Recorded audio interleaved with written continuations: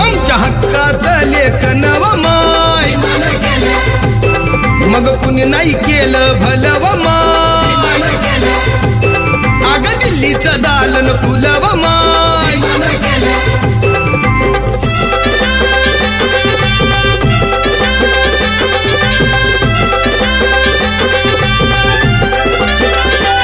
तुमच्या पोरानं शाळेत शिकावं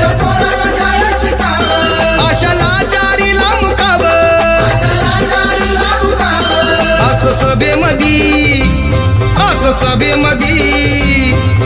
सभेमधी भाषण व मा